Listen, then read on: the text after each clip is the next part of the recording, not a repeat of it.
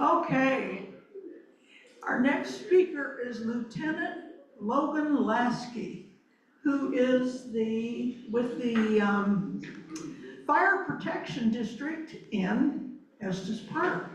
So tell us all about the local situation. I'll do my best. Thank you very much.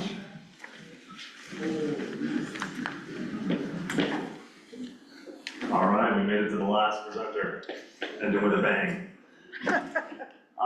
You guys have sat here and learned some amazing information about all these experts in the room. They're all smarter than me, so I do not have a whole lot of new information for you or data or research, but my role in this last presentation is to sort of tie the bow on everything and what that means for us as a community and you as residents of this community. Whether you live in our fire district or not, there's all sorts of great things to do. So, a little bit about me and my background in education. I received my tenderfoot badge in 2008, I think.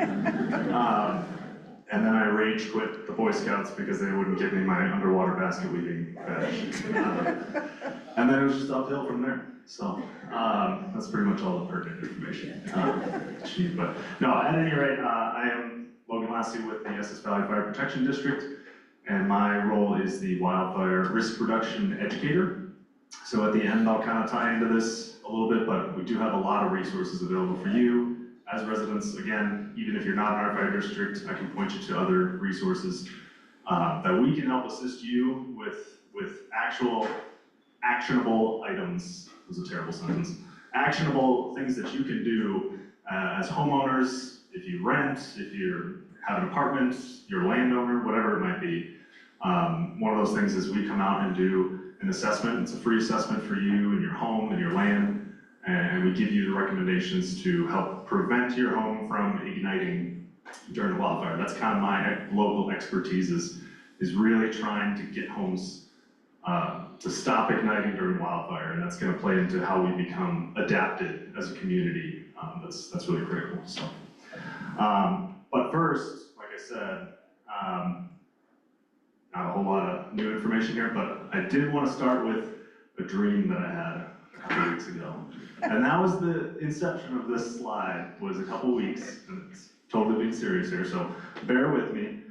I dreamt, first, a little background to the dream is that I beat Gary Hall in the mayoral race for the town of Estes Park. I don't have a desire to do this, but this was the dream, okay? It was a huge upset.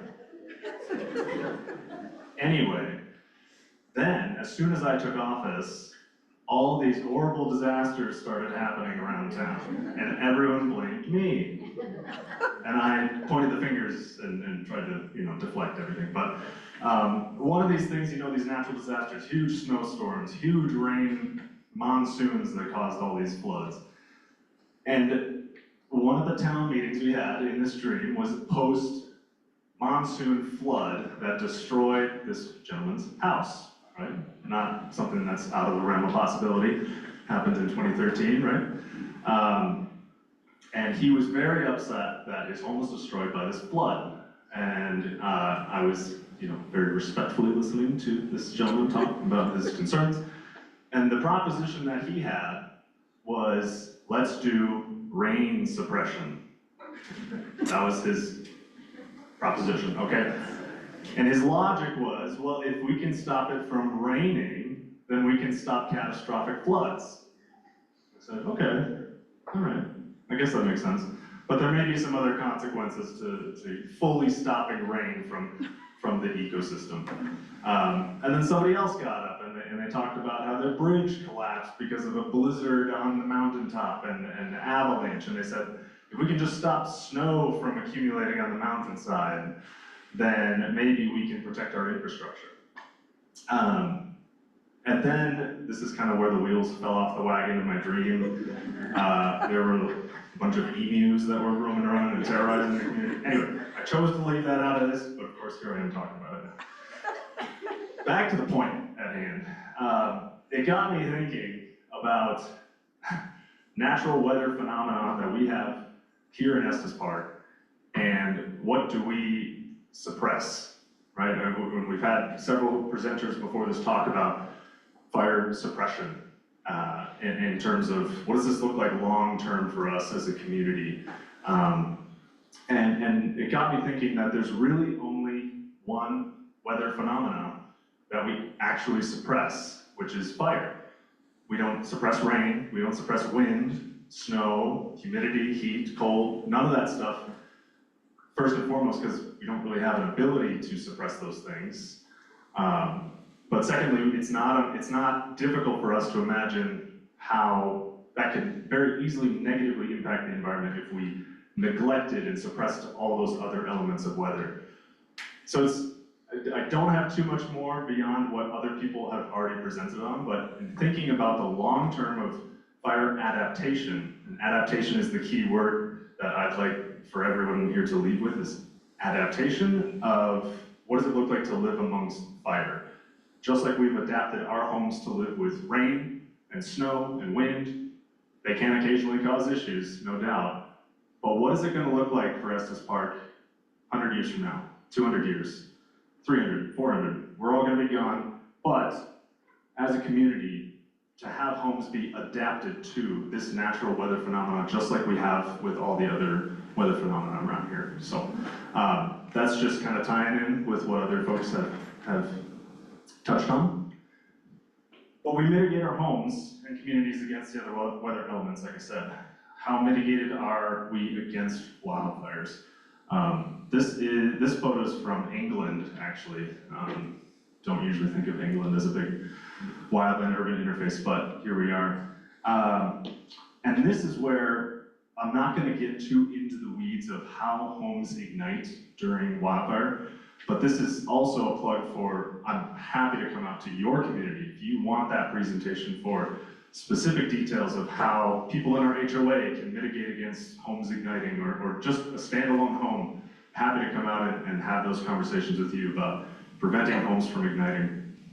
But at any rate, the home ignition problem is an operational issue for us in the fire department. As your local fire department, it poses a huge threat when one home starts to ignite and produces embers, and those embers fly many distances away, or maybe right next to your home and at your neighbor's. Hello? Oh.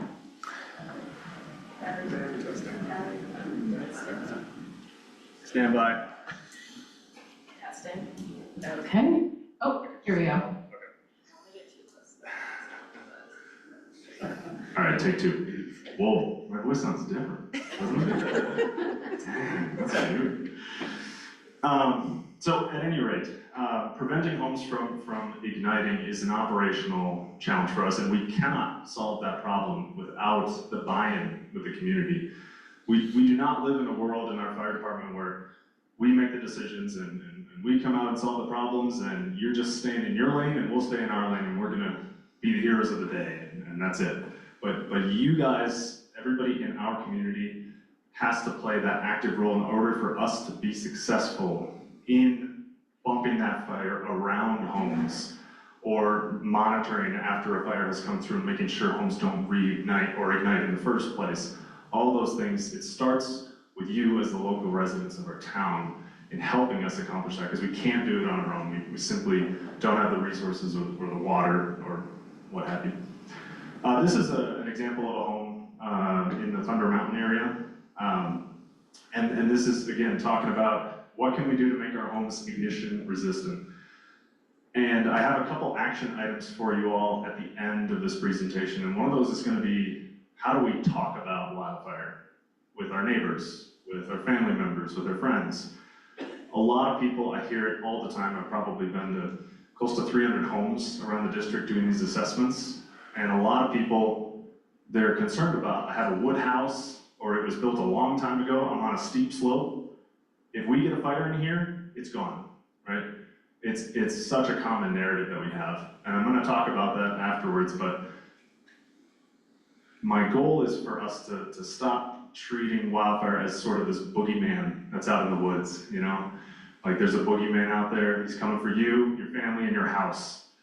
But knowing that, but reshaping that in the sense of, there are, I think it was like 78,000 wildfires that started last year, something like that. And only 6 of them were 100,000 acres or more. Most of the wildfires are not these mega fires that we see in the news and in the media. And your home, even if it's wood, even if it's old, even if it's on steep terrain, we can do things to your home to prevent it from igniting and to give us that chance to help protect the home and put a stop to the fire. So again, this is the home ignition zone. We've actually started to talk about renaming it as the structure ignition zone, because not all structures are homes. Maybe you want to protect your home, maybe you want to protect your business or your outhouse or whatever historical building you have on your property, that's fine, you know, we'll come out and do that. So I've dubbed it the SHIZ assessment, structure and home ignition zone. It hasn't taken yet in the community, so if you could help me out with that, SHIZ assessment. Both of my bosses are in the room right now, so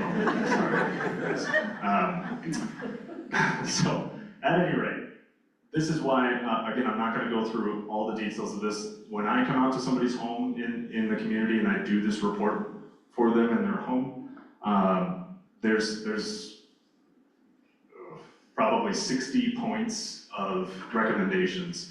Everything from addressing, how easy is your home visible from the road? Do you have good addressing? What's your roof situation? What's the fuel around your home? Do you have holes in your soffit boards? What are your vents like? The list goes on, right? And so that's why, again, I'm not gonna go through every single point here, but just knowing that this is a huge part of the equation, and again, this is one of the action items. Even if you don't want to have me or somebody else come out to your home, this information is, we have this information available. We'd be happy to send it back with you, and you can start to tackle some of those priority items around the home.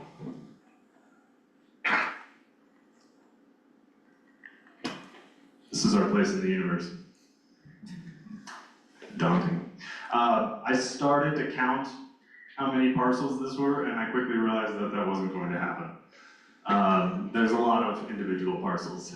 This is from the Larimer County Assessor's map. And you can see there's just a smattering of agencies and private owners.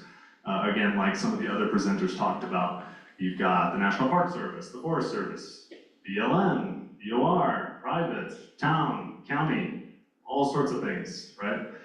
And as the other presenters alluded to and spoke about, is that the wildfire situation, I hope it goes without saying, but it does not care about any of these boundaries whatsoever.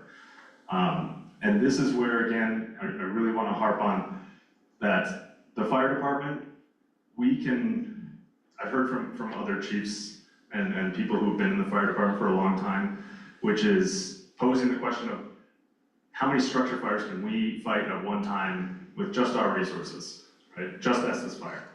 And I've heard anywhere between 1 and 2, depending on the structure size, right? That can be a little shocking, you know, but if you come out to ever see, or if you ever see, hopefully not your home, but if you ever see a structure fire in our district, we have every apparatus that we can get staffed out the door at that house. It takes a lot of resources per structure fire. Denver fire, the whole Denver fire said 5, the last I heard. And so that gives you, paints you a picture of, that's a huge department, and they said 5, you know, we can do 1 to 2. So when we have houses catching on fire, embers traveling and catching house to house to house, we have home to home ignition, it drastically overwhelms our resources in the moment where we can no longer focus on putting homes out. We have to stay ahead of that and just trying to prevent other homes from igniting. And so when you doing your part in preventing your home from igniting, you're actually preventing your neighbor's home from igniting as well. And again, it's just compounding, helping us resolve that situation, protect homes, protect lives, control the incident, right? So again, coming back to adaptation and what that looks like for us as a community. Becoming a fire adapted community begins with the members of that community, and that's you all. This is the Fire Adapted Communities wheel right here. There's a lot of elements to it. And some of those elements belong to very specific agencies. So if you were at the safety fair this morning, you might have seen Chief Stewart talking about evacuations. Law enforcement has a huge role in evacuations and managing that process to get people out safely in traffic control and whatnot. And then of course, operations for wildfire. That's us, Estes Valley Fire, that's Rocky Mountain National Park and the Forest Service. And all of our neighbors come out to help and do the operations. But there's a ton of elements to what it looks like to be an adapted community that don't belong to the fire department, that don't belong to the agencies that control the incident, but it belongs to you all, the residents. And some of that looks like resident mitigation, like we talked about, creating that defensible space around your home, home hardening, wildfire prep, all that sort of thing. And some of the easiest things are just talking with your neighbors about it and just continuing that conversation of, here's what I've done around my home, and if we can get a couple of homes tied together, then us as the fire department, when we come out and we look at that, that makes a big difference when we can see that a whole community has come together and done this mitigation work versus just one house. It gives us a much greater opportunity to be able to actually create a safety zone and really defend the community like that.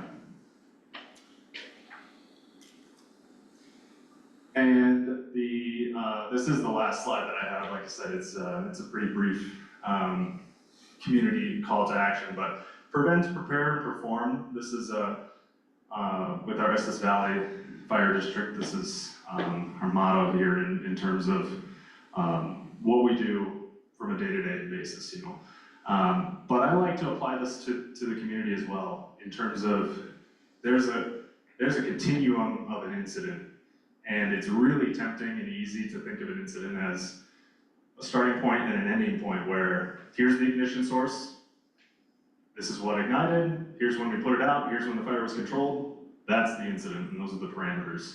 I would reject that. I would say that there is a whole swath of information before that incident happened and after. Preparation, prevention, as well as recovery, right? And all of that plays into a role of operations. And so, speaking about the action items, the local call to action, right?